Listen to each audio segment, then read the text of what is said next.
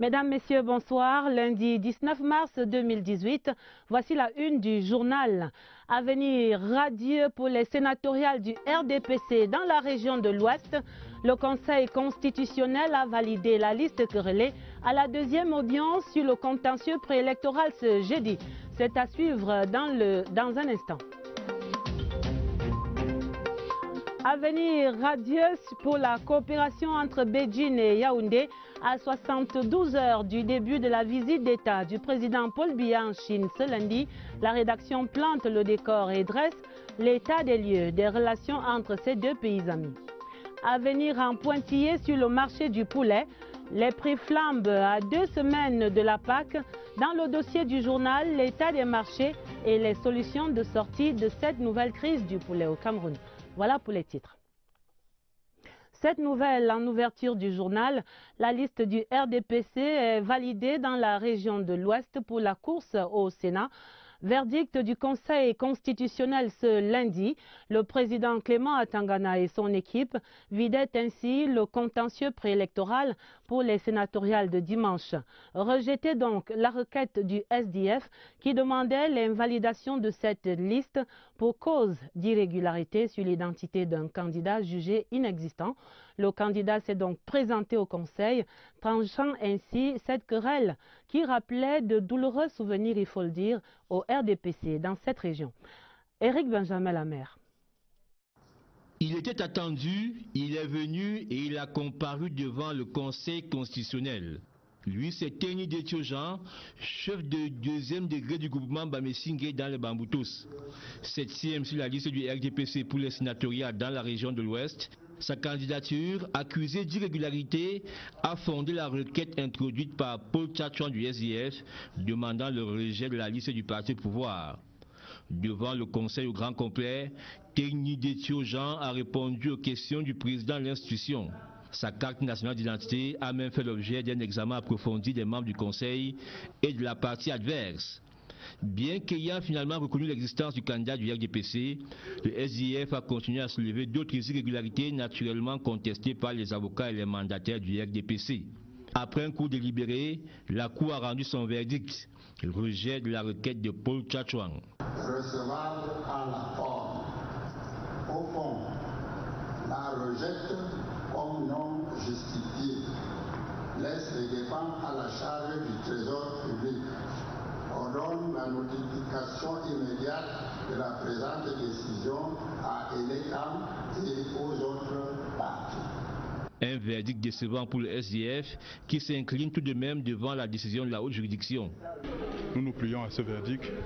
La leçon que nous recevons d'ici, c'est qu'il y a eu du contradictoire. Les gens se sont expliqués.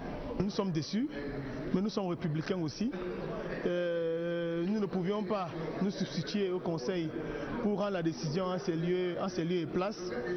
Satisfait, le RDPC a eu le triomphe modeste. Pour le parti au pouvoir, c'est la démocratie qui sort renforcée. La décision du Conseil constitutionnel montre qu'ils ont été convaincus de notre argument.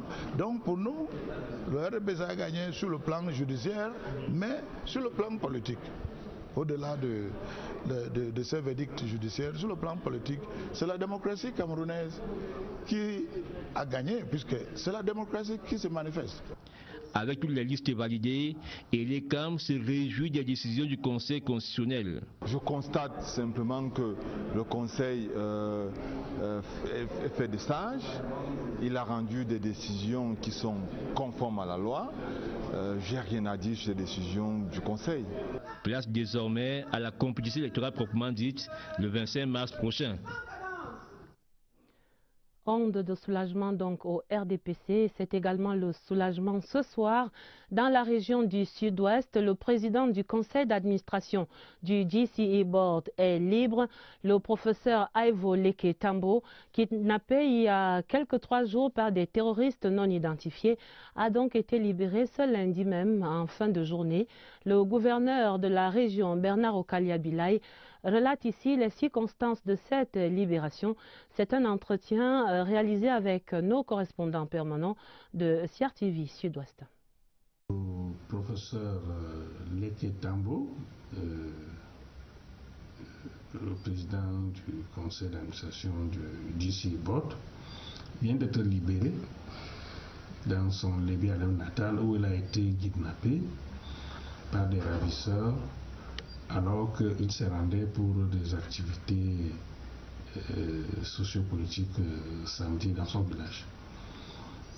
C'est le lieu pour moi de remercier tous les chefs traditionnels, les grands notables et responsables politiques qui ont œuvré pour la libération de ces dignes fils de Lébialem, ces dignes fils de la région du sud-ouest. Nous souhaitons tout simplement que pareil fait ne se reproduise plus. Le professeur Leketambo a donc été libéré avec le concours de tous. Il est en route à Yaoundé pour être présenté aux responsables nationaux qui vont ouvrir certainement des enquêtes. Je voudrais saisir cette occasion pour appeler tous les acteurs de la vie sociopolitique de la région au calme. Je vous le disais en titre, le président Paul Biya est en route pour la Chine. Le chef de l'État a quitté Yaoundé hier dimanche en compagnie de la première dame, Madame Chantal Biya, et d'une forte délégation d'officiels et d'hommes d'affaires. Le chef de l'État va ainsi effectuer une visite d'État qui s'annonce fastueuse, et c'est à l'invitation de son homologue chinois Xi Jinping. Et c'est là la 6e visite officielle du président Paul Biya en Chine. Et ce soir, on peut déjà entrevoir de notre rédaction de nouveaux horizons pour cette riche coopération sino-camerounaise déjà porteuse de tant de fruits. Dieudonné Ongba. C'est en mars 1987, 5 ans après son accession à la magistrature suprême, que le président Paul Biya effectue sa première visite officielle en Chine. Les contacts avec l'exécutif chinois sont concluants et le chef de l'État camerounais ne va pas se priver de fréquenter le chemin de Beijing. Il y repart en octobre 1993, en septembre 2003, novembre 2006, la dernière visite avant celle de mars 2018 date de juillet 2011. Au total, 5 visites et bientôt 6. Mais les visites au sommet entre la Chine et le Cameroun sont loin d'être à sens unique. En 2007, le président chinois Hu Jintao a effectué une visite d'État au Cameroun. Bien d'autres hauts responsables de l'Empire du Milieu sont venus à Yaoundé. Les retombées de cette intense activité diplomatique au sommet sont innombrables.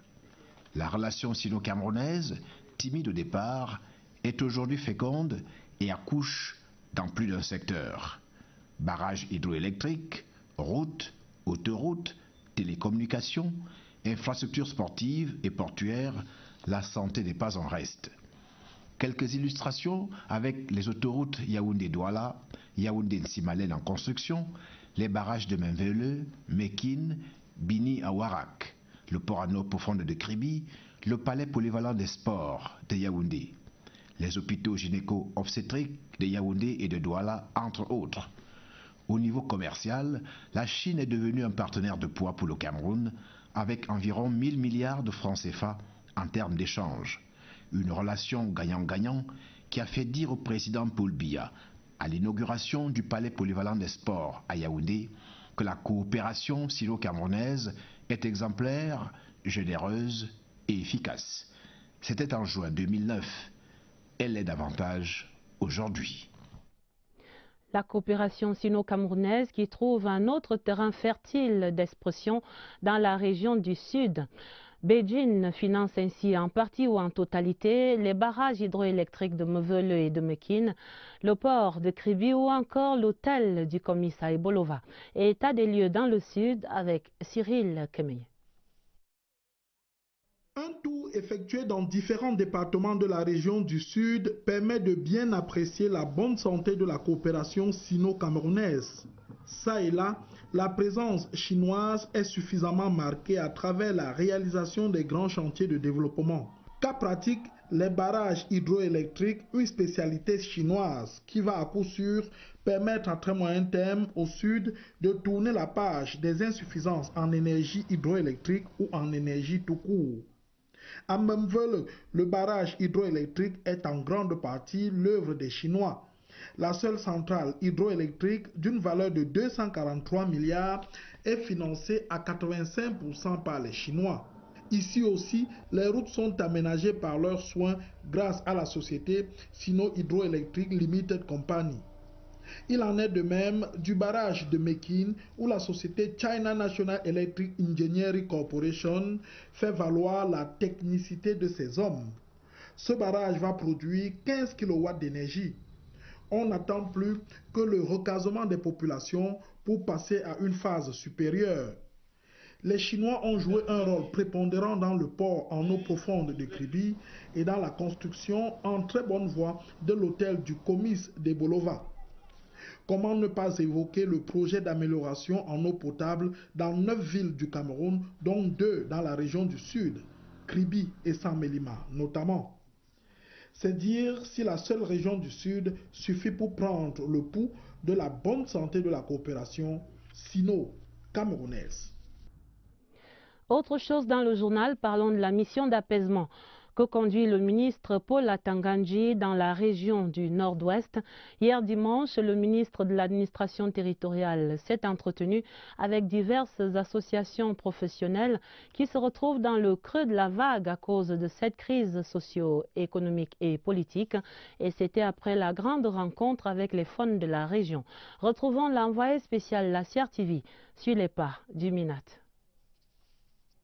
Dans les perturbations qui ont rythmé la vie des populations dans les régions du Nord-Est et du Sud-Ouest ces 16 derniers mois, leurs noms ont très souvent été cités parmi les acteurs.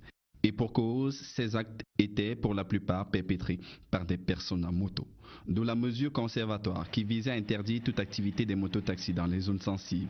À l'annonce de la visite du ministre de l'administration territoriale à Bamenda, les syndicats du transport par mototaxi ont voulu apporter tout leur soutien à la lutte contre les sécessionnistes, dont ils se désolidarisent formellement. Une initiative appréciée à sa juste valeur par le MINAT lui-même. Dans la foulée de cet échange, les opérateurs économiques, eux aussi, ont dialogué avec le ministre. Leur secteur d'activité paye un lourd tribut du fait de la situation actuelle. Leur doléance tourne autour de la prise en compte de cet aspect des choses par les pouvoirs publics. Les enseignants, quant à eux, souhaitent entre autres choses voir les frais de correction du DCI payés, ce sur quoi comptaient ceux du privé notamment, privé de salaire depuis plusieurs mois. À toutes ces doléances, le ministre a accordé toute son attention en promettant d'agir dans la mesure de ses compétences pour des solutions appropriées. Oswald Modon, dans la suite du ministre de l'administration territoriale à suivre. Voyons à présent la gratitude de la jeunesse du RDPC dans la région de l'Ouest, dans les Bamboutos précisément. Gratitude exprimée au président de la République, c'est à la suite du maintien au gouvernement du ministre des Travaux publics Emmanuel Nganou Djoumessi. L'OJR-DPC local tenait sa conférence de section ce week-end à Mbouda. Mathieu Duclerc-Tala de CRTV Ouest raconte. La jeunesse des Bamboutos avec le président Paul Biya pour les futures échéances électorales. C'est le thème retenu pour cette conférence de la section OJR-DPC de Bamboutos Centre 1 qui a pris les allures d'une campagne électorale.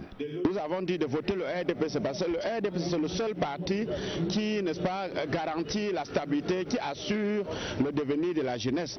Cette activité spéciale organisée à la permanence du parti de Bouddha a permis aux jeunes du RDPC encadrés par les responsables locaux du parti de magnifier les acquis du renouveau dans tous les domaines sur l'ensemble du triangle national en général et dans les Bamboutos en particulier, avec en première ligne le maintien du ministre Emmanuel Nganou Djoumessi dans le gouvernement. Tous lui ont promis une victoire écrasante aux prochaines consultations électorales dans cette partie du pays. Leurs chevaux de bataille, ont-ils précisé, ont pour nom solidarité, discipline et inscription sur les listes électorales. Une unité politique qui compte 1200 jeunes militants répartis dans 132 sous-sections. Les participants ont échangé sur le fonctionnement du parti à la lumière des textes en vigueur et l'utilisation rationnelle des réseaux sociaux avant d'adresser une motion de soutien au président Paul Biya. Une marche de soutien à travers les principales artères de la ville de Bouddha a bouclé ce meeting des jeunes des Bamboutos. Un sujet de léger stress dans les ménages, le poulet de chair se vend à prix d'or sur les marchés. Le 20h30 ouvre ce soir le dossier sur cette nouvelle flambée des prix qui tombe décidément mal à quelques 2 semaines des festivités de la Pâque. Illustration à Yaoundé au marché de Mvogada, où notre reporter Daniel Menanga annonce un poulet de chair à 7 000 francs CFA, pas moins. Regardez. Panier vide, étal disséminé, Angèle se perd quelque peu dans cette nouvelle configuration du marché Mvogada. Le cœur de la vente de volailles au marché. On a dit 5 000. C'est plus cher, plus qu'avant. On payait les poulets ici normalement. Exactement. Même maintenant, tu ne peux même plus avoir même 1 ou 2 poulets pour toute la famille. Les poulets sont rares ou quand on en trouve, ils sont freluquets. Comme ceux-ci, 3 500 francs l'unité. C'est très dur pour trouver d'abord les poulets. Et les poussins d'abord, en plus, les fermiers manquent énormément de poussins pour nous fournir les poulets sur le marché. On va manger les cailloux, hein? Les enfants à l'école. On va payer avec quoi? Mes paniers là, je vends ça avant de payer même mes remèdes. Ça là, je vends ça avant de payer même mes remèdes. A priori, la période du marché est mal choisie. Nous sommes en milieu de mois. Mais la véritable raison du mal-être se trouve ailleurs. On a eu à détruire dans des zones comme à l'ouest, même à Yaoundé, les parentaux qui donnaient les poussins. Et avec l'arrivée de la grippe aviaire, pas seulement au Cameroun, même à l'extérieur, on ne pouvait pas aussi importer. La situation inquiète à 2 semaines de la fête de Pâques. Y aura-t-il assez de poulets pour tout le monde ? Et la question se pose, le prix du poulet joue au yo-yo sur les marchés. La hausse en période de pénurie comme maintenant et la chute des prix en période d'abondance. Alors question ce soir, peut-on penser à une plateforme de régulation nationale, surtout lorsqu'on repense aux conséquences de la récente crise de la grippe aviaire qui a dévasté cette filière. En tout cas, les ménagères en route pour la Pâque lorgnent déjà vers le retour du poulet surgelé. Nous faisons le point avec Martine Noël-Ndengue. Une quarantaine de poulets à peine dans ce hangar, ça va mal dans cette ferme de Mehandan sur la route de Simalen. Ici, en temps normal, c'est 500 poulets par hangar, soit 2000 au total répartis dans les 4. La grippe aviaire a détruit non seulement les poulets de chair, mais également les poulets qui produisent les œufs de reproduction. Donc il manque le poussin. Le poussin, c'est la porte d'entrée pour avoir du poulet. L'effet yo-yo dans la filière avicole est le lot quotidien des aviculteurs du Cameroun. Pénurie, abondance, puis pénurie, comme c'est le cas actuellement. Il se trouve qu'à la suite de la grippe aviaire, il y a eu, je crois, quelques aides. Et malheureusement, les aides sont allées à des individus qui ne sont pas de la filière, qui ont loué des fermes. Il fallait vider les fermes à un moment donné. C'est là, vous avez constaté l'abondance du poulet. À l'interprofession avicole du Cameroun, IPAVIC, pas une âme qui rôde. Pourtant, ils connaissent bien la situation. À un moment, il avait été envisagé de mettre un système régulateur au niveau du marché, c'est-à-dire de commencer à faire la transformation lorsque la production sur pied avait été suffisante. C'était aux années 2011. La filière avicole avait pris son envol. Ce mouvement de va-et-vient observé ces derniers temps ouvre la porte à un ennemi longtemps combattu, le poulet surgelé. C'est à la fois un problème de tenue de la filière locale, mais maintenant il y a également l'appétit de certaines personnes qui sont tapies dans l'ombre et qui gagneraient plus avec des importations de poulets surgelés qu'à soutenir la filière. Le mal est donc bien profond. En ce qui concerne la production des poussins, par exemple, les particuliers ont le monopole. À l'époque, le complexe avicole de Mvobexi à Yaoundé assurait, ça c'était avant. L'entreprise a mis la clé sous le paillasson depuis 2016. Et on attend le redressement de la filière donc. Il y avait cérémonie de fin de formation pour les officiers de gendarmerie et des foncières de police à l'œil force ce lundi. 17 lauréats du Cameroun, du Congo et du Tchad recevaient ainsi leur diplôme de fin de formation au Palais des Congrès de Yaoundé. C'était sous la houlette du ministre délégué à la présidence chargé de la Défense, Joseph Betiassomo. Écho de la fête, Pierre Evembe. Le Palais des Congrès était l'hôte d'une structure d'importance stratégique dont la vocation est de porter haut l'étendard du savoir-faire camerounais dans les opérations de soutien à la paix. L'École internationale des forces de sécurité faisait sa première sortie de cuvée sous l'ère du général de brigade André Patrice Bitoté.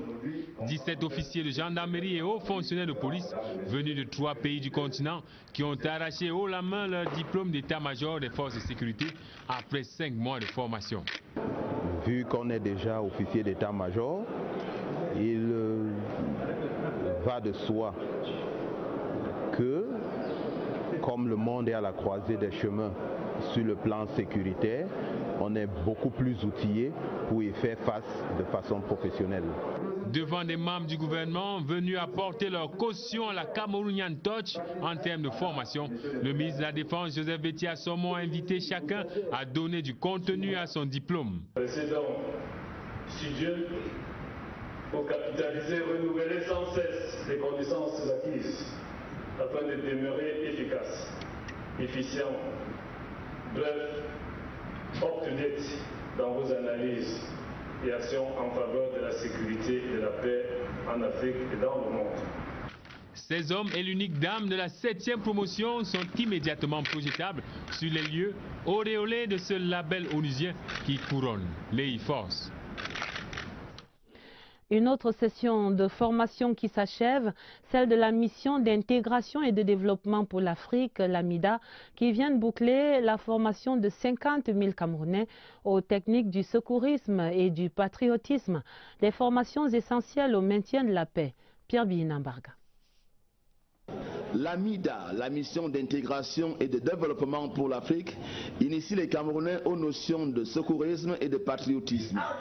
L'initiative est effective au Cameroun depuis le mois d'août 2017 et 50 000 personnes ont été formées. Pour réussir la gestion d'une catastrophe, nous devons avoir des secouristes bien formés, bien encadrés. Les apprenants suivent une double formation théorique et pratique. Ils nous enseignent tout par rapport aux valeurs patriotiques. Nous respectons le drapeau national, les emblèmes nationaux. J'ai tout retenu, tout ce qu'on a appris sur le secourisme et l'éducation civique. Si vous êtes victime d'un AVC ou d'un autre accident, ces citoyens sont mieux outillés. Autre formation, cette fois civique. Amener déjà le jeune citoyen à savoir la pertinence, la valeur d'un drapeau. Pour beaucoup, ça peut paraître comme un simple morceau d'étoffe, mais beaucoup doivent comprendre que du sang a été versé pour que ce drapeau flotte haut et fièrement. Maintenant, il faut éviter, par exemple, les velléités saucissonnées. Nous amenons les gens à ne pas s'appuyer sur je suis anglophone, je suis francophone, nous sommes tous camerounais. 50 000 personnes sont lâchées sur le terrain pour protéger des vies et asseoir l'amour du pays. Symbole vivant du patriotisme. Les minéraux du développement, vous connaissez peut-être. Il s'agit des produits tels le sable ou encore le gravier. Les PME de ce secteur tiennent un atelier à Yaoundé cette semaine avec les institutions financières et les bailleurs de fonds sur la finance dite inclusive. Voici les précisions de Marie-Laurence Nke. Les minéraux de développement sont des matériaux qui sont extraits, traités et transformés pour usage domestique et industriel. On peut citer le sable, le gravier, le granit, le marbre, le quartz, le basalte. Souvent considérés à tort comme minéraux et matériaux à faible valeur, en raison du faible rapport prix-masse et de leur faible coût sur les marchés des matières premières, les minéraux de développement négligés constituent pourtant les intrants uniques pour le développement économique national. Ceci à travers les infrastructures, l'industrie, la construction, l'agriculture. Et au Cameroun, selon les statistiques, plus de 23 000 personnes travaillent dans ce secteur. Moins de 5% ont accès à un prêt bancaire et 65% d'entre eux n'ont pas de compte bancaire. Ce sont des entreprises qui ont un accès difficile au financement par manque de garantie, par manque manque de structuration. C'est pour ça que nous sommes là, aux côtés des banques, en partenariat pour justement faciliter l'accès au financement des PME en Afrique. Le développement des PME étant l'une des principales solutions pour favoriser le développement de l'Afrique, les travaux de Yaoundé donnent l'occasion aux institutions financières d'accompagner de manière plus formelle ces PME qui exercent dans ce secteur encore artisanal. Actualité en perspective, demain 20 mars, les pays ayant en partage la langue française vont célébrer la journée internationale de la francophonie. L'événement interpelle des Camerounais bien sûr, mais aussi quelques 120 millions de personnes à travers la planète. Voici le regard panoramique de Carmen Billet de CRTV News. Ils sont au total 29 pays à avoir le français comme langue officielle. C'est aussi l'une des 3 langues officielles de travail au sein de l'Union européenne et des Nations unies. Dans le monde, environ 300 millions de personnes parlent le français. Parmi ces francophones, on a des locuteurs natifs, des locuteurs partiels et des locuteurs de nombreux dialectes tels que le créole. En raison de la colonisation et de la diaspora, le français est devenu la 6e langue la plus parlée et la 2e langue la plus étudiée au monde par près de 120 millions de personnes. En Europe, où on a 80 millions de francophones, le français est la 2e langue la plus parlée. En Amérique, précisément au Canada, 2 millions de personnes parlent le français comme 2e langue. Aux États-Unis, le français est la 4e langue la plus parlée sur le territoire, après l'anglais, le chinois et l'espagnol. Quant à l'Afrique, elle regroupe plus de francophones que n'importe quel autre continent, avec 31 pays francophones. Il existe aussi un nombre important de locuteurs de la langue de Molière en Asie et en Océanie. Selon les démographes, le nombre de francophones pourrait d'ici 2100 millions. La grande enquête du 20h30 examine le déséquilibre de la balance commerciale au Cameroun, un déficit qui se chiffre en 2017 à plus de 1089 milliards de francs CFA. Ce sont des évaluations de l'Institut national de la statistique qui précise par ailleurs que ce déficit dure ainsi depuis plus de 10 ans maintenant. Un déséquilibre qui a pour conséquence une saignée massive des devises pour des importations essentiellement constituées de produits agroalimentaires. Comment donc sortir de ce cercle vicieux? Voici la réponse dans cette grande enquête que signe Lucrèce Modondiamba. On le sait, une balance commerciale déficitaire n'est pas en soi un mauvais indicateur. Sauf que pour le Cameroun, pays en quête d'émergence, ce déficit est creusé non pas par les dépenses en équipement industriel, mais par les importations agroalimentaires. Le premier poste d'importation du Cameroun, c'est les produits agroalimentaires qui constituent environ 12-13% du total des importations. D'accord ? Et donc, le déficit compromet la capacité à importer les produits dont le pays a besoin urgemment. Selon l'Institut national de la statistique, malgré ses centaines de kilomètres de côtes, ses terres et son climat, le Cameroun a dépensé 114,294 milliards de francs CFA pour l'importation du poisson congelé et 183,726 milliards de francs CFA pour l'importation du riz. Montant global des importations en 2017, 2971,4 milliards contre 1881,9 milliards de francs CFA d'exportation constitués pour l'essentiel de matières premières. Le Cameroun y perd en devises. Vous avez une balance de paiement déficitaire, ça a des répercussions sur le plan monétaire. Puisqu'il y a une sortie nette des devises, vous perdez vos réserves d'échange. On n'a plus rien pour acheter. Conséquence, on est menacé de crises, de liquidités et on a une pression à l'endettement. Et si notre économie est autant extravertie, c'est aussi à cause de la transformation de nos habitudes traditionnelles. C'est un déficit structurel qui est essentiellement imputable à la modification du profil de consommation des Camerounais. Les Camerounais, chaque jour, deviennent plus scolarisés et deviennent plus urbanisés. Ces deux phénomènes alimentent la demande très importante des biens importés. La marche vers une balance commerciale en phase avec nos objectifs d'émergence passe donc par une politique agro-industrielle plus agressive. La difficulté, c'est l'indisponibilité des terres agricoles. c'est-à-dire la non-mise en route de la loi sur les zones économiques qui devrait donc permettre à ce que tous les investisseurs qui veulent densifier leur production aient la possibilité de le faire. Il n'est plus question d'exporter les grumes qui n'ont pas fait l'objet au moins de la première transformation. Par ailleurs, le soutien de l'État est sollicité tant au niveau de la taxation que de l'accompagnement de tous les éléments de la chaîne. Que le gouvernement soutienne déjà la production locale. Le soutien massif de l'État dans la production agricole consiste au financement et au renforcement des capacités des acteurs agricoles. Il faut que l'État camerounais apprenne à taxer les produits qui ne servent à rien, pour limiter les importations de luxe, qu'on importe essentiellement les biens d'équipement. Il faut que l'État comprenne définitivement qu'il ne peut pas demander de transformer et de taxer le produit qui est fait localement lorsqu'on doit l'exporter. C'est-à-dire lever ces droits qu'on ajoute sur la banane, ces droits qu'on ajoute sur le savon, alors que ce sont des produits complètement manufacturés localement. C'est à ce prix-là que la balance commerciale, fût-elle déficitaire, pourrait être un indicateur de la vitalité de notre économie. En page des sports, l'entame de la deuxième mission de la CAF au Cameroun. Les plénipotentiaires de la Confédération africaine de football viennent donc s'assurer que les préparatifs de la prochaine Coupe d'Afrique des Nations 2019, ce sera la 32e édition, se déroulent selon leur cahier de charge. Et nous allons voir maintenant les premiers moments de cette mission avec Jean Cyriac, BC. La deuxième visite d'inspection de la Confédération africaine de football au Cameroun s'inscrit dans le même registre que la première, qui remonte au mois de janvier 2018. L'équipe de la CAF, réduite cette fois-ci à 2 inspecteurs, à savoir Jean-Louis Romain du cabinet Roland Berger et Wali Ismaël de la CAF, viennent toucher du doigt l'état d'avancement des travaux dans les différents chantiers de construction des infrastructures devant accueillir la 32e CAN Cameroun 2019.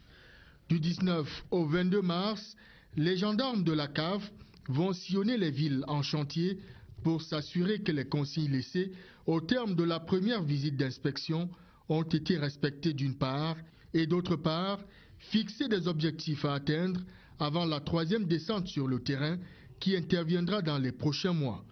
Par ces visites rapprochées, l'instance fêtière du football continental veut rester aux côtés du pays hôte de la première CAN élargie à 24 pays pour apporter conseil et assistance afin d'assurer à la jeunesse africaine une belle fête du ballon rond dans 14 mois. Le Cameroun, manifestement... Toutes nos excuses pour la fin brusque de ce papier. En tout cas, c'est une mission à suivre dans nos prochaines éditions. Voyons à présent les performances des Lions de la diaspora. 3 Lions indomptables ont fait l'événement sur le continent européen ce dernier week-end. Karl Topko et Kambi, buteurs avec Angers lors de la 30e journée de Ligue 1 française. Eric Maxime Choupo-Moting a retrouvé le chemin des buts en Angleterre. Et Faye Collins, vainqueur de la Coupe de Belgique avec son club, le Standard de Liège. Voici la revue de Jean Cyriac BC, une fois de plus. La bonne opération du week-end porte la griffe de Faye Collins. Le Lion indomptable et son club employeur, le Standard de Liège, ont remporté la finale de la Coupe de Belgique samedi dernier face au FC Gand. Score 1-0. Le Camerounais n'a pas marqué, mais il a efficacement contribué au sacre de son équipe. Karl Toko Ekambi, buteur en série. Le Lion indomptable d'Angers en Ligue 1 française a participé à la victoire de son club, 3-0, face à Caen ce week-end. L'attaquant angevin porte son capital but à 16 après 30 journées. Il est en ce moment le 4e meilleur buteur de la Ligue 1 française. Eric Maxime Choupo-Moting retrouve le chemin des buts après plusieurs semaines de mutisme en première ligue anglaise. L'attaquant de Stoke City a inscrit un but face à Everton ce week-end. Mais le joueur a quitté ses coéquipiers suite à une blessure. En Turquie, Samuel Etofis offre un espoir de sortie de la zone rouge à Konyaspor. L'ex-capitaine des Lions indomptables a marqué un but samedi face à Kayserispor de Jean Armel Kanabi, la 6e équipe au classement du championnat turc.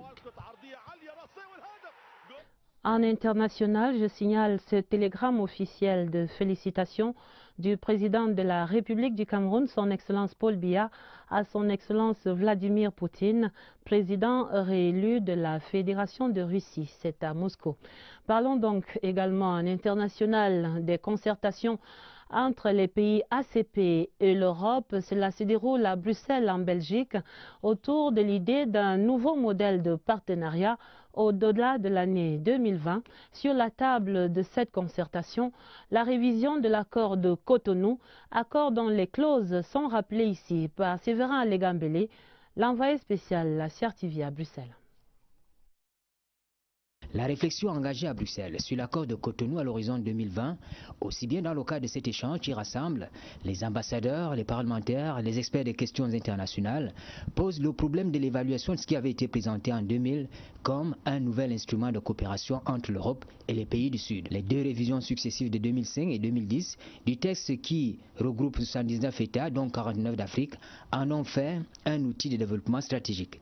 Il associe étroitement le dialogue politique et l'aide au développement, tout en assurant la participation de la société civile et des acteurs économiques dans le processus de développement. Cet accord a contribué à raffermir le partenariat entre l'Union européenne et le groupe des ACP, à travers d'abord le dialogue politique qui a été instauré, tant au niveau intra-ACP qu'au niveau national avec nos différents États membres.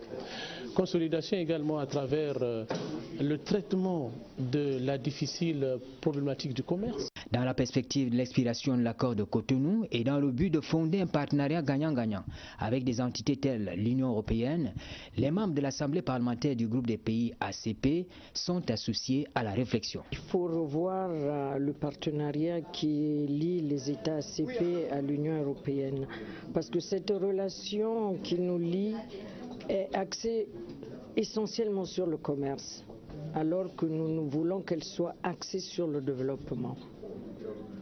Sans développement, l'Afrique ne peut pas aimer. L'accord de Cotonou a vécu tant bien que mal. Il faut revoir son contenu en tenant compte du contexte sociopolitique actuel et surtout du jeu des intérêts entre les États. La fin du 20h30, l'essentiel à retenir de cette édition. L'avenir est radieux pour les sénatoriales du RDPC dans la région de l'Ouest.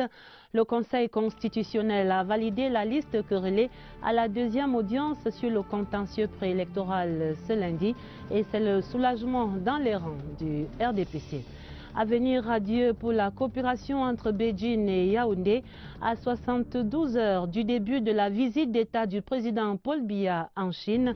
Nous avons mis en exergue ce soir la riche coopération entre les deux pays amis. Avenir en pointillé sur le marché du poulet, les prix flambent à 2 semaines de la Pâques. 7 000 francs CFA un poulet, de quoi laisser sur leur faim les ménages camerounais et on espère mieux être dans cette filière. La fin du 20h30 préparée avec la collaboration de Augustin Bichoka.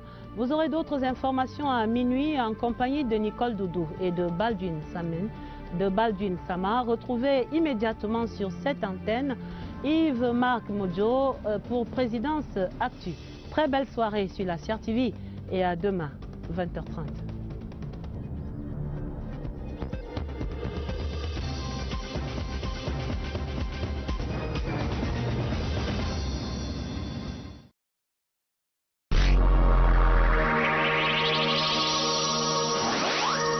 Prochain.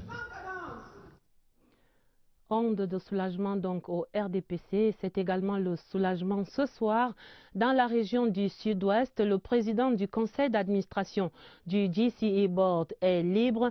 Le professeur Aivo Leke Tambo, kidnappé il y a quelques 3 jours par des terroristes non identifiés, a donc été libéré ce lundi même en fin de journée. Le gouverneur de la région, Bernard Okalia-Bilay, relate ici les circonstances de cette libération. C'est un entretien réalisé avec nos correspondants permanents de CRTV Sud-Ouest. Le professeur Leke Tambo, le président du conseil d'administration du DCE Board, vient d'être libéré dans son Lébialem natal où il a été kidnappé par des ravisseurs alors qu'il se rendait pour des activités sociopolitiques samedi dans son village. C'est le lieu pour moi de remercier tous les chefs traditionnels, les grands notables et responsables politiques qui ont œuvré pour la libération de ces dignes fils de Lébialem, ces dignes fils de la région du sud-ouest. Nous souhaitons tout simplement que pareil fait ne se reproduise plus. Le professeur Leke Tambo a donc été libéré avec le concours de tous. Il est en route à Yaoundé pour être présenté aux responsables nationaux qui vont ouvrir certainement des enquêtes. Je voudrais saisir cette occasion pour appeler tous les acteurs de la vie sociopolitique de la région au calme.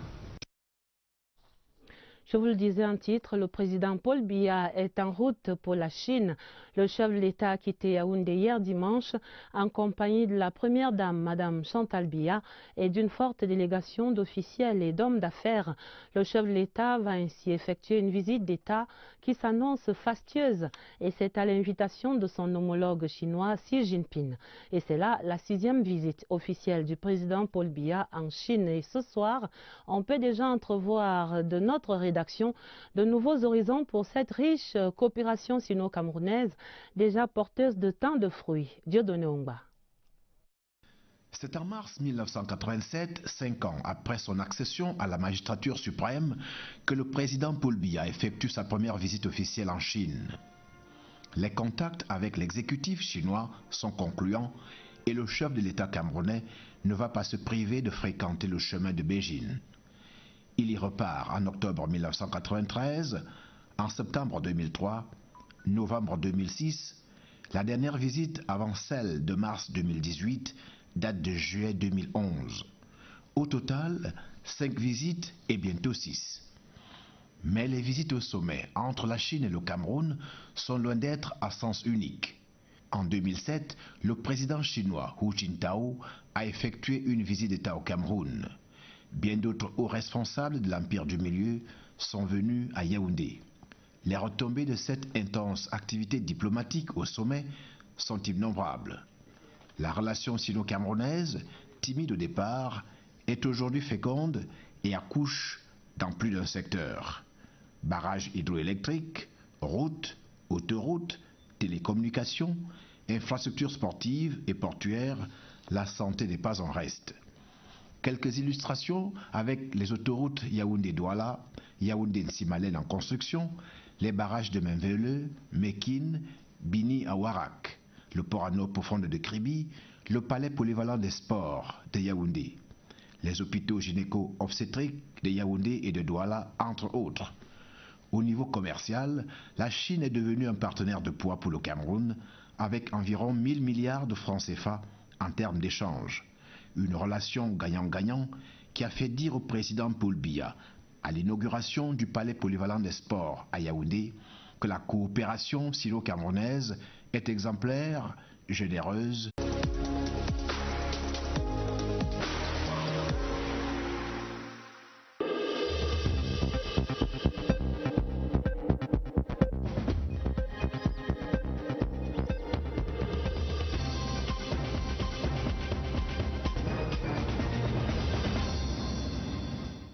Mesdames, Messieurs, bonsoir. Lundi 19 mars 2018, voici la une du journal.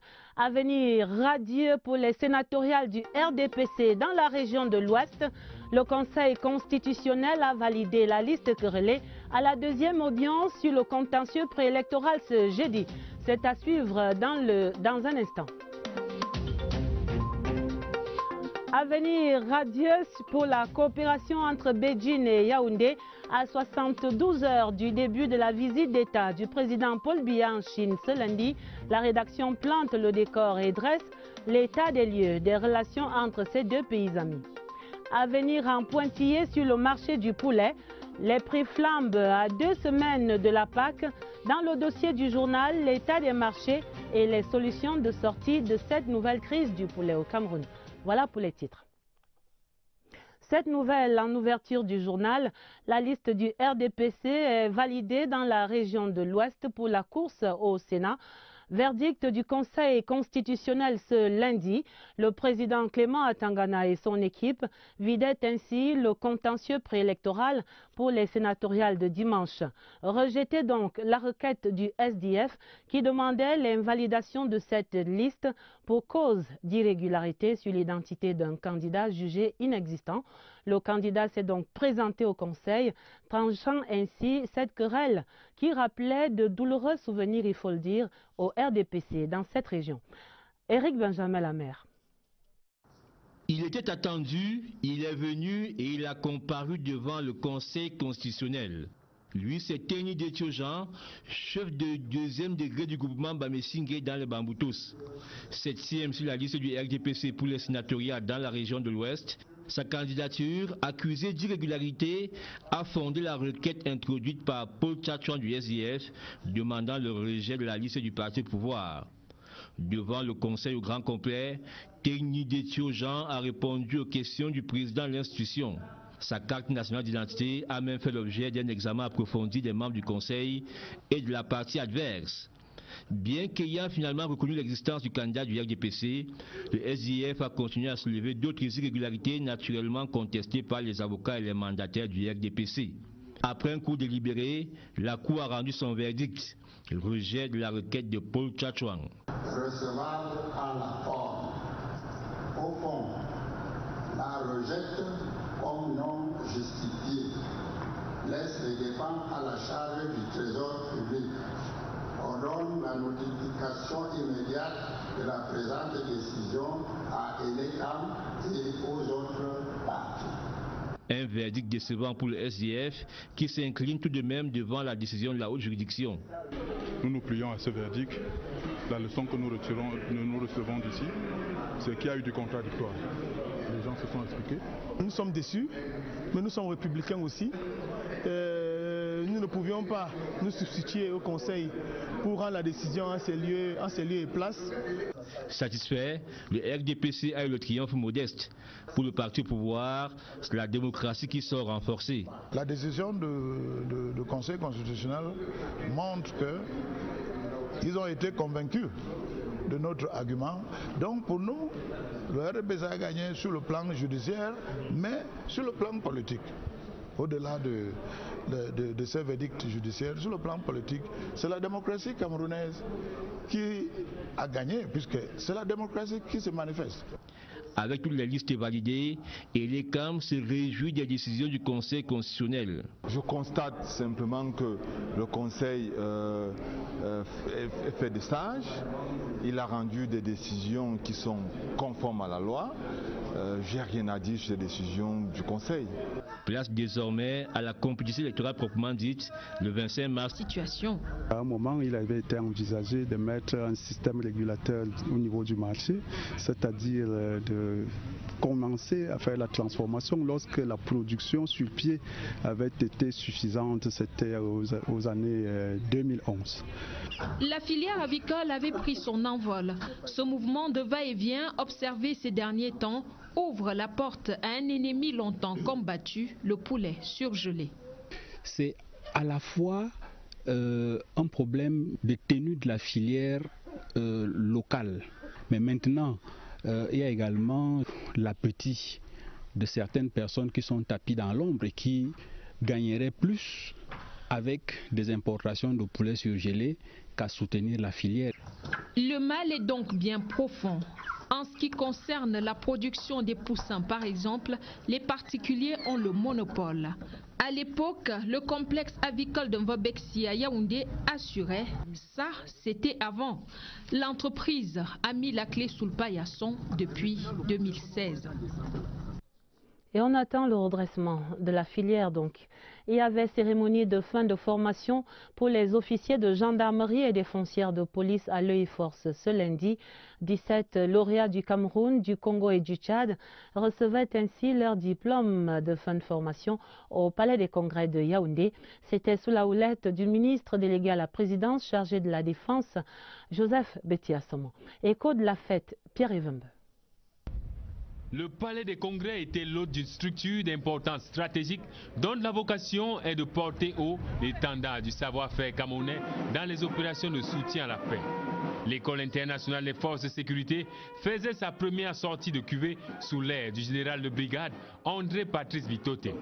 17 officiers de gendarmerie et hauts fonctionnaires de police venus de 3 pays du continent qui ont arraché haut la main leur diplôme d'état-major des forces de sécurité après 5 mois de formation.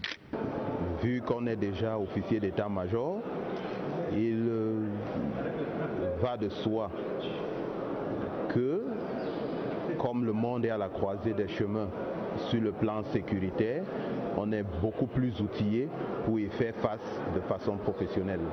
Devant des membres du gouvernement venus apporter leur caution à la Camerounian Touch en termes de formation, le ministre de la Défense, Joseph Betiassomo, a invité chacun à donner du contenu à son diplôme. Précédent, studieux, pour capitaliser et renouveler sans cesse les connaissances acquises, afin de demeurer efficace, efficient, bref, up-to-date dans vos analyses et actions en faveur de la sécurité et de la paix en Afrique et dans le monde. Ces hommes et l'unique dame de la 7e promotion sont immédiatement projetables sur les lieux auréolés de ce label onusien qui couronne les forces. Une autre session de formation qui s'achève, celle de la mission d'intégration et de développement pour l'Afrique, l'AMIDA, qui vient de boucler la formation de 50 000 Camerounais aux techniques du secourisme et du patriotisme, des formations essentielles au maintien de la paix. Pierre Bihinambarga. L'AMIDA, la mission d'intégration et de développement pour l'Afrique, initie les Camerounais aux notions de secourisme et de patriotisme. L'initiative est effective au Cameroun depuis le mois d'août 2017 et 50 000 personnes ont été formées. Pour réussir la gestion d'une catastrophe, nous devons avoir des secouristes bien formés, bien encadrés. Les apprenants suivent une double formation théorique et pratique. Ils nous enseignent tout par rapport aux valeurs patriotiques. Nous respectons le drapeau national, les emblèmes nationaux. J'ai tout retenu, tout ce qu'on a appris sur le secourisme et l'éducation civique. Si vous êtes victime d'un AVC ou d'un autre accident, ces citoyens sont mieux outillés. Autre formation, cette fois civique. Amener déjà le jeune citoyen à savoir la pertinence, la valeur d'un drapeau. Pour beaucoup, ça peut paraître comme un simple morceau d'étoffe, mais beaucoup doivent comprendre que du sang a été versé pour que ce drapeau soit haut et fièrement. Maintenant, il faut éviter, par exemple, les velléités sécessionnistes. Nous amenons les gens à ne pas s'appuyer sur je suis anglophone, je suis francophone, nous sommes tous camerounais. 50 000 personnes. C'est parce que le RDP, c'est le seul parti qui, n'est-ce pas, garantit la stabilité, qui assure le devenir de la jeunesse.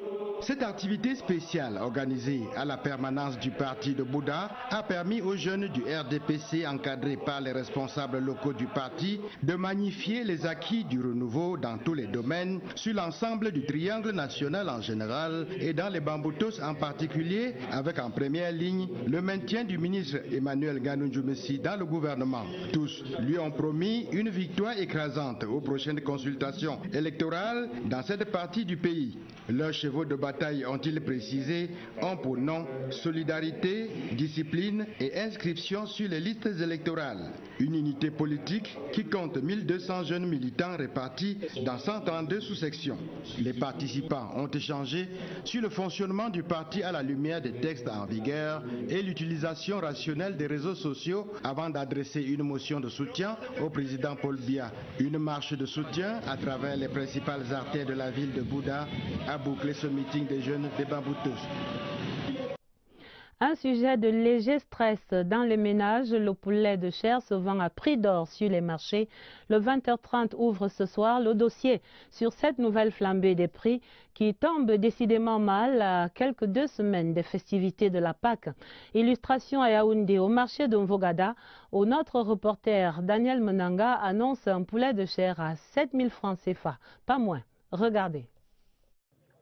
Panier vide, étal disséminé, Angèle se perd quelque peu dans cette nouvelle configuration du marché Mvogada. Le cœur de la vente de volailles au marché. On a dit 5 000. C'est plus cher, plus qu'avant. On payait les poulets ici normalement. Exactement. Même maintenant, tu ne peux même plus avoir même 1 ou 2 poulets pour toute la famille. Les poulets sont rares ou quand on en trouve, ils sont freluquets. Comme ceux-ci, 3 500 francs l'unité. C'est très dur pour trouver d'abord les poulets. Et les poussins d'abord, en plus, les fermiers manquent énormément de poussins pour nous fournir les poulets sur le marché.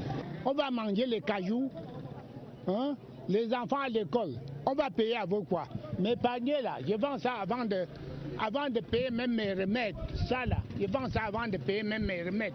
A priori, la période du marché est mal choisie. Nous sommes en milieu de mois.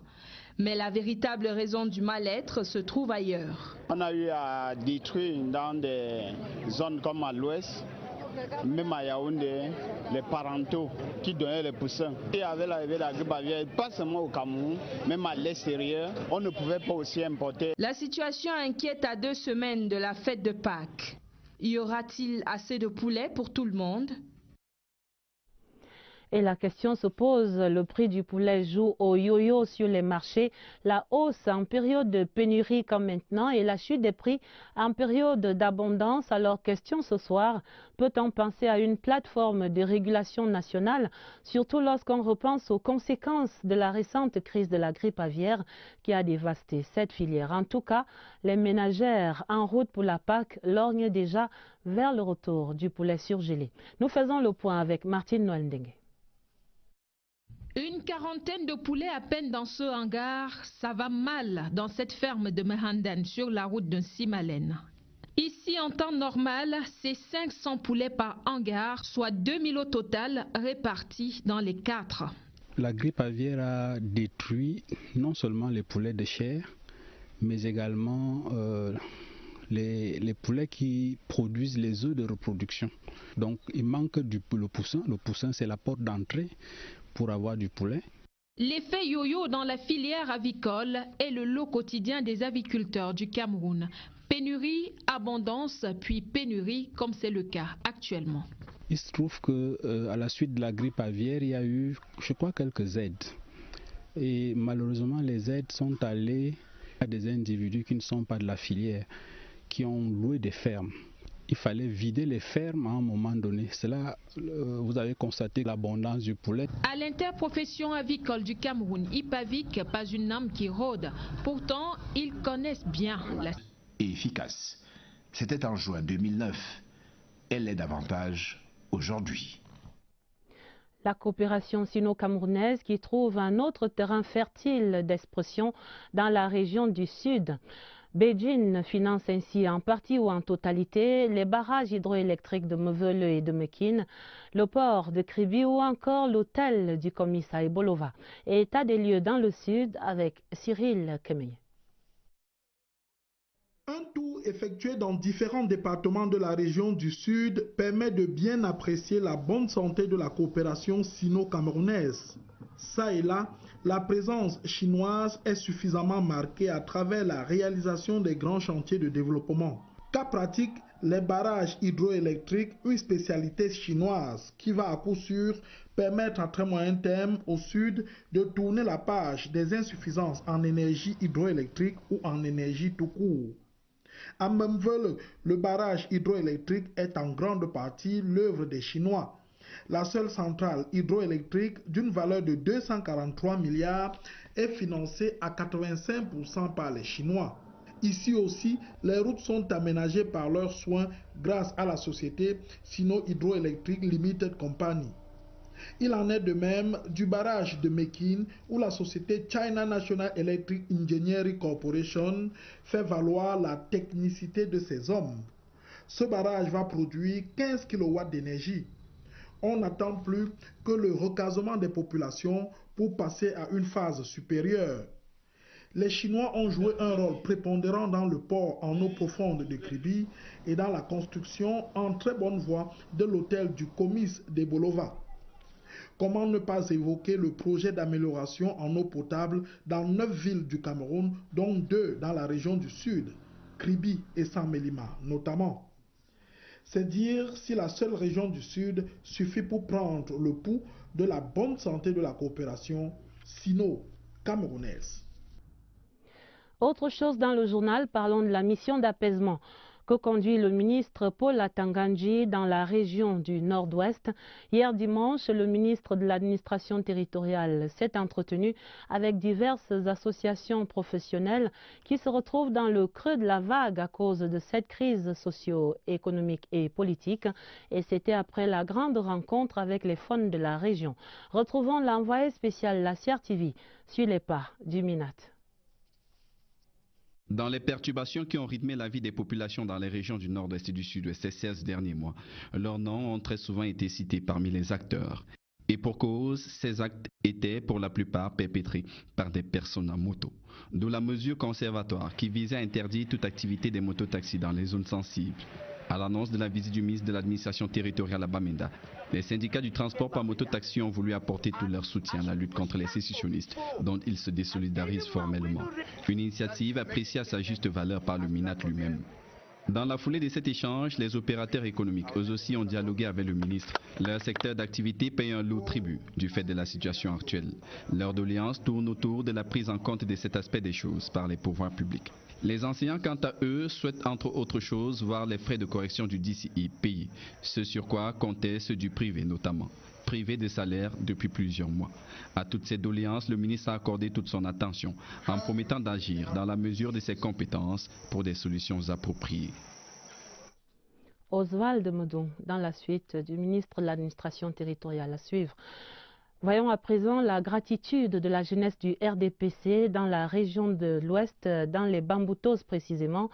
Gratitude exprimée au président de la République, c'est à la suite du maintien au gouvernement du ministre des Travaux publics Emmanuel Nganou Djoumessi. L'OJRDPC local tenait sa conférence de section ce week-end à Mbouda. Mathieu Duclerc-Tala de CRTV Ouest raconte. La jeunesse des Bamboutos avec le président Paul Biya pour les futures échéances électorales. C'est le thème retenu pour cette conférence de la section OJRDPC de Bamboutos Centre 1 qui a pris les allures d'une campagne électorale. Nous avons dit de voter le RDPC